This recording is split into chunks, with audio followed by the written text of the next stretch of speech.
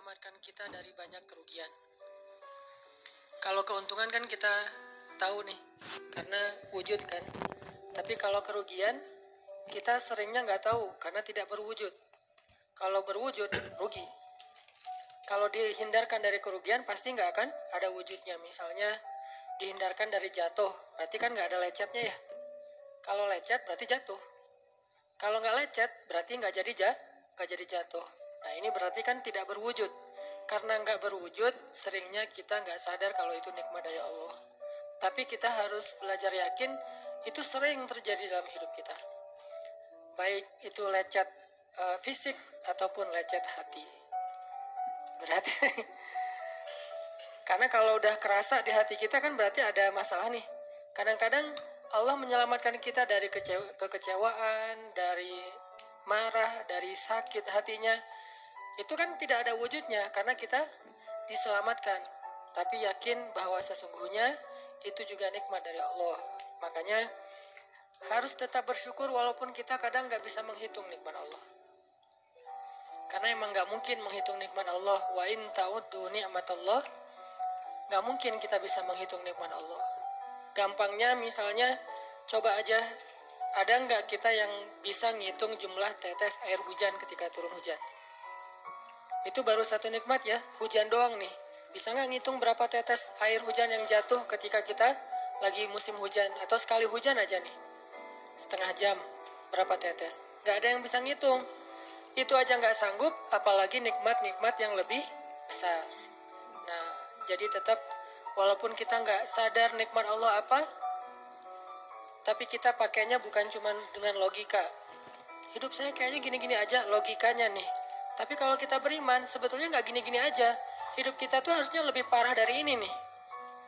Hidup kita tuh harusnya banyak masalah. Cuman sebagian besar masalah udah Allah hindarkan. Udah Allah selamatkan kita dari masalah-masalah itu. Cuman dikasih sebagian kecil sebagai pengingat buat kita. Kadang-kadang kalau nggak dikasih masalah sama sekali, kita suka jauh dari Allah. Kan Allah kangen. Di antara hadis kangennya Allah kepada kita tuh, Allah kalau kangen kepada hambanya, dikasih ujian. Hamba yang kayak gimana? Hamba yang kalau nggak dikasih ujian, nggak deket sama Allah. Sehingga kalau Allah kangen sama kita, yang nggak deket sama Allah nih, suka lupa sama Allah, Allah kasih kita ujian. Tapi ujian yang dikasih juga, ujian yang insya Allah masih ketahan sama kita. Karena Allah nggak mau ngasih kita ujian yang mencelakai kita. Kalau itu terjadi namanya bukan ujian, tapi namanya azab. Dan insya Allah orang beriman nggak dapat itu. Yang dapat kayak gitu tuh kelasnya udah kelas Firaun, Haman, Korun, Namrud ya. Abu Jahal, Abu Lahab itu kayak gitu tuh. Tapi kalau kelas orang muslim yang udah beriman cuman nggak soleh-soleh amat, insya Allah yang dikasih bukan azab. Yang dikasih adalah ujian. Kenapa? Allah kangen dengerin curhat kita di sepertiga malam. Allah kangen ngeliatin kita menangis dan manja kepada Allah. Allah kangen kita bangun tengah malam atau sepertiga malam berdoa kepada Allah. Allah kangen kita berdiri dan sujud dengan waktu yang lama. Kadang-kadang sujudnya setengah jam, saking lagi berserah diri kepada Allah. Allah kangen, makanya dikasih ujian dikit. Tapi ujian yang dikasih ke kita tuh sedikit dibandingkan yang Allah hindarkan dari kita. Tapi mana buktinya dihindarkan? Kalau ada buktinya namanya nggak dihindarkan. Kalau sudah wujud namanya kena. Kalau nggak kena pasti nggak ada wujudnya. Terus gimana kita tahu? Kita mungkin nggak tahu, tapi kita bisa meyakininya, iman. Makanya yang dipakai bukan hanya logika, tapi juga iman. Karena Allah Subhanahu wa taala menyelamatkan kita siang dan malam. Kulla yaumin huwa fi sya'n. Itu ayatnya. Kulla yaumin huwa fi sya'n. Setiap hari Allah sibuk menyelamatkan kita. Salah satu tafsir dari kalimat fi sya'nin adalah Allah sibuk menyelamatkan kita. Setiap hari, kulla yaum, sibuk menyelamatkan fulan-fulan, sebanyak jumlah manusia, sebanyak itulah yang Allah selamatkan. Bukan cuma mukmin, bahkan orang kafir juga kadang Allah selamatkan. Cuman di dunia, kalau di akhirat beda lagi ceritanya. Kalau di dunia, rahmat Allah semuanya dikasih. Baik kepada mukmin ataupun kepada yang tidak mukmin, dikasih rahmat Allah di dunia. Tapi di akhirat, hanya berlaku bagi orang-orang yang beriman. Kenapa orang yang tidak beriman kok dikasih rahmat Allah di dunia? Karena di sisi Allah dunia itu kecil, gak terlalu berharga, makanya dikasih semuanya. Akhirat itu berharga, makanya dikasih buat yang Allah sayangi, yang Allah pilih doang, yaitu orang yang beriman. Jadi jangan sampai kita berpikir Allah tuh kayaknya gak fair, kok orang gak beriman dikasih rahmat di dunia? Karena dunia itu gak terlalu berharga di sisi Allah. Seandainya dunia itu ada harganya walaupun sebelah sayap nyamuk, gitu kan hadisnya, gak akan Allah kasih itu dunia kecuali kepada orang beriman. Tapi berhubung lebih ringan daripada sebelah sayap nyamuk, dikasih kepada semuanya. Ibaratnya kalau kita ngasih kayak ngasih lagi jalan gitu ya, naik angkot misalnya, naik angkot terus sama istri nih naik angkot berdua, terus pas turun angkot harga angkotnya tuh misalnya 3.000, udahlah kasih aja 5.000. Karena 2.000 yang kita kasih, nggak mungkin istri kita komplain, kemarin aku minta nggak dikasih, nggak akan mungkin kan? Kenapa? Cuma 2.000. Tapi coba ngasih 100.000, beda tuh. Karena dia sesuatu yang ringan, maka tidak perlu komplain. 2.000 doang, saya juga dikasih lebih dari itu. Harusnya kita sadar bahwa dunia itu 2.000-an. Dunia itu cuma 2.000-an. Nggak terlalu berharga lah. Walaupun tetap butuh, nggak berharga juga butuh.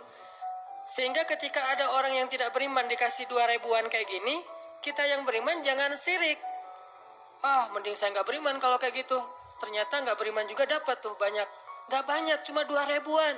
Dan kita mah dikasih lebih banyak dari itu. Cuman yang dilihat 2.000-nya, bukan yang ratusan ribunya.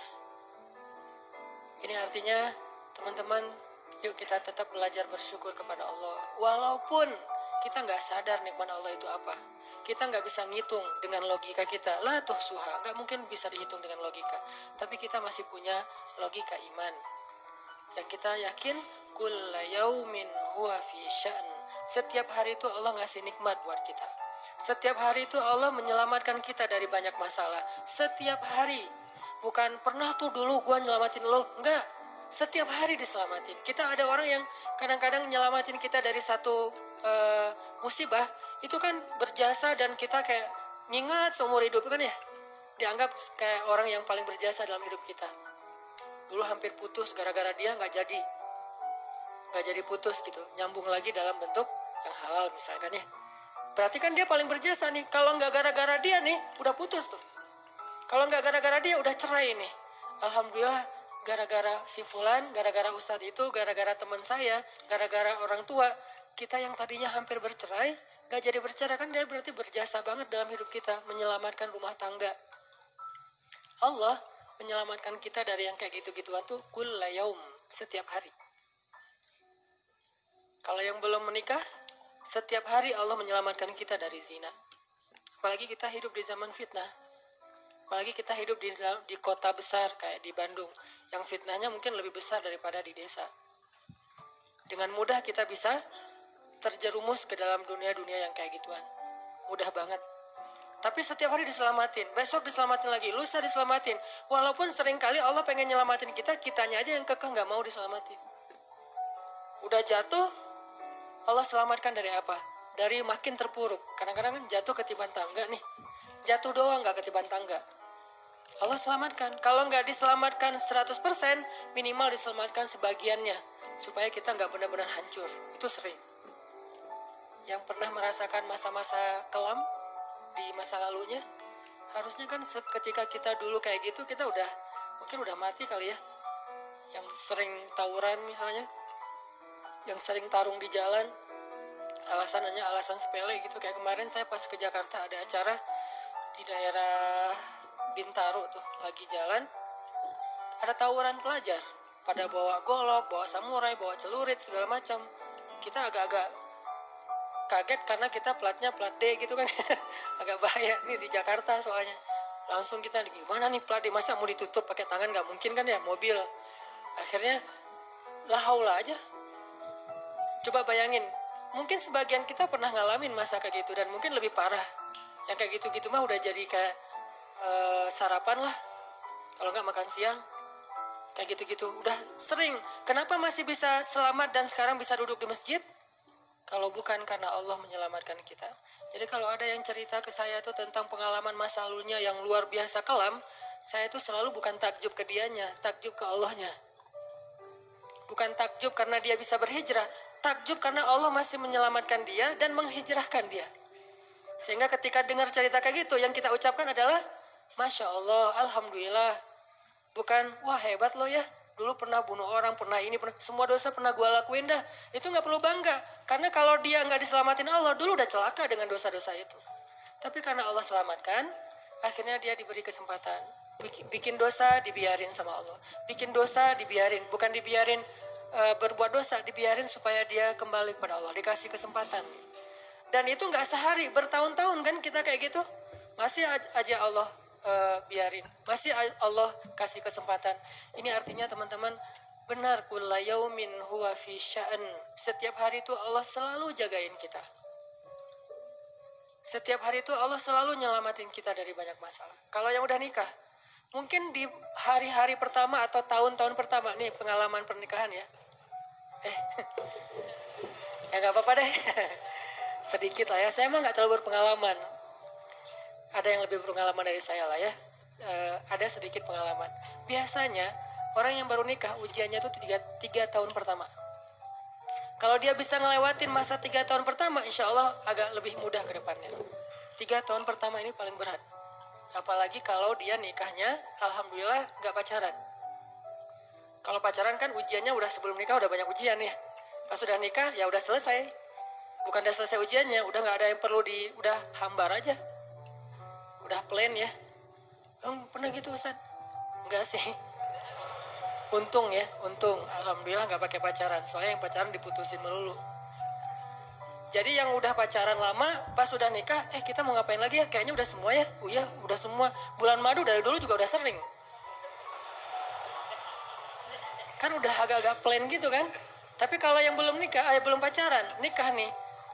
Jadi kayak benar-benar baru pacaran, cuman ada konsekuensi lain yang mungkin ini jadi kayak semacam ujian lah, biar sabar. Masa-masa adaptasi, masa-masa saling mulai mengerti, oh ternyata kamu tuh kayak gini dan segala macam. Apalagi kalau baru nikah langsung LDRan, kan berat banget tuh. Nikah LDRan, pacaran LDRan aja berat. Bener gak sih? Nggak ngaku Pacaran LDRan aja berat, apalagi nikah LDRan. Kenapa? Pacaran itu kan masih banyak pantangan. Nikah kan udah masih banyak ibadahnya. Tapi nggak boleh ibadah, coba gimana? Nggak sengsara tuh, merana kan? Harusnya boleh, tapi nggak boleh. Yang tadinya nggak boleh aja sengsara, apalagi udah boleh. Nah ini artinya setiap hari dalam tahun-tahun pertama pernikahan kita bisa aja mengatakan, udah deh, saya talak kamu, apalagi laki-laki. Kalau nggak sabar dikit keluar kata-kata talak. Kalau udah keluar nggak bisa ditarik lagi tuh. Karena kalimat itu walaupun guyon tetap kena kan? Guyon aja kena, apalagi serius. Enggak usah, saya waktu itu lagi dikuasai amarah. Emang ada yang cerai dalam keadaan nyaman? Kita talak yuk, gitu. Enggak ada kan? Yang namanya cerai pasti marah tuh. Jadi enggak ada istilah gara-gara marah terus talaknya enggak berlaku. Enggak, maksud marah yang enggak berlaku talak itu kalau sampai hilang akal. Tapi rata-rata kita masih berakal sih walaupun marah juga. Karena ada orang yang marah tuh kemudian dia jadi kayak orang yang gila gitu, gara-gara marahnya itu hilang akal. Tapi kalau masih berakal, masih mukallaf, masih bisa berpikir, ya namanya cerai nggak ada yang nggak marah. Yang namanya cerai pasti marah. Say, aku talak kamu. Nggak ada, udah talak manggilnya say. Udah gitu pakai emoticon yang love gitu. Tapi talak kan agak-agak klise ya.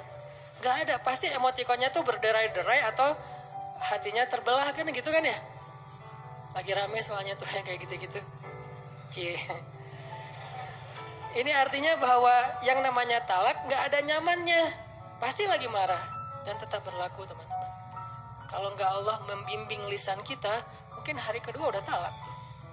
Kalau Allah gak membimbing hati kita, mungkin bulan pertama udah talak. Berarti kulla yaumin huwa fi sya'an. Sebetulnya kalau dengan logika iman, harusnya kita yakin setiap hari itu Allah pasti nyelamatin kita setiap hari. Cuman karena udah diselamatin jadi nggak ketahuan. Kalau nggak diselamatin ketahuan. Mau jatuh di jalan nih, naik motor nih, mau keserempet, harusnya jatuh, tapi nggak jadi keserempet, atau keserempet dikit nggak jatuh. Kan kita suka lupa kalau kayak gitu kan ya. Kalau udah jatuh baru ingat, kan saya tadi udah baca bismillah, kenapa masih jatuh, gitu kan. Tapi kalau nggak jatuh, kita lupa bahwa ternyata perjalanan kita itu dilindungi oleh Allah, sehingga kalau udah sampai bilang alhamdulillah. Jadi banyak yang kita nggak bisa ngitung karena memang tidak terjadi. Kenapa nggak terjadi? Allah yang menyelamatkan kita. Kulla yaumin huwa fi sya'an. Sehingga tetap walaupun mungkin kita nggak ngerasain, bilang aja alhamdulillah, alhamdulillah setiap hari aja gitu. Karena nggak ada ruginya juga kita ngomongin alhamdulillah. Satu-satunya kata atau nama yang nggak rugi disebut cuma nama Allah. Dan satu-satunya nama yang rugi kalau disebut nama mantan. Itu nggak enak banget nyebutnya. Kadang-kadang lagi ngobrol sama temen atau lagi kenalan di dalam kampus nih ya, atau kelas anak baru ceritanya. Kan kenalan nih, dipanggil nama sama guru satu-satu. Pas ada satu nama misalnya namanya siapa gitu kan ya. Kita sendiri yang pas nama itu disebut langsung meriang. Lah kamu kenapa? Itu nama mantan saya, Bu. Kan suka gitu ya. Sampai ada nama jalan bisa buat dia kegeeran sendiri. Saya pernah di Masjidil Haram ada salah satu nama gate, nama gate tuh bukan gate Masjidil Haram ya. Kalau gate Masjidil Haram semuanya nama cowok kan, nggak mungkin saya punya mantan cowok kan. Salah satu gate di hotel lah itu namanya tuh nama, pokoknya nggak usah disebut, ketahuan ntar di stalking lagi ya. Ada salah satu gate di hotel besar kayak Zamzam Tower gitu, gate-nya tuh namanya nama seseorang. Pas ngeliat tuh gitu doang. Coba bayangin, nama aja bisa bikin kita calangap. Nama, coba. Jadi satu-satunya nama yang kalau disebut itu bikin kita nggak nyaman, itu nama muatan. Dan satu-satunya nama yang kalau disebut bikin kita dapat kebaikan, cuma nama Allah Subhanahu Wa Taala. Setelah itu baru nama Muhammad Sallallahu Alaihi Wasallam. Makanya nggak ada ruginya lah bilang Bismillah, Innalillah, Astagfirullah, Masya Allah, Subhanallah, dan segala macam yang ada kata Allahnya. Sehingga Nabi bilang, segala sesuatu yang di dalamnya ada nama Allah, maka diberkahi. Dan segala sesuatu yang di dalamnya tidak ada nama Allah, maka tercabutlah kebaikannya. Jadi nggak ada rugi. Sehingga sampai nama orang aja yang paling baik itu adalah Abdullah sama Abdurrahman. Walaupun manggilnya Dul, El, tapi tetap namanya bagus nih, Abdullah, Abdurrahman. Kepanjangan prolognya. Tapi ada hubungannya. Allah itu kalau kangen sama kita, Allah kasih kita ujian. Makanya jangan bikin Allah ngasih kita ujian kalau kangen, tapi ngasih kita nikmat. Kenapa Allah kasih kita nikmat? Soalnya kita udah biasa, nggak perlu diuji juga, udah tetap setiap malam tuh curhat sama Allah. Bukan pas lagi banyak masalah doang baru curhat. Kalau pas banyak masalah doang baru curhat, berarti pas kita lagi normal, kita lama tuh nggak ketemu Allah, nggak pernah miss call Allah, nggak pernah japri Allah, nggak pernah curhat ke Allah, nggak pernah DM. Kan Allah kangen nih. Kemana ya dia, kok nggak pernah DM saya? Kok nggak pernah miss call saya? Kok nggak pernah japri ke saya? Padahal online-nya sering loh.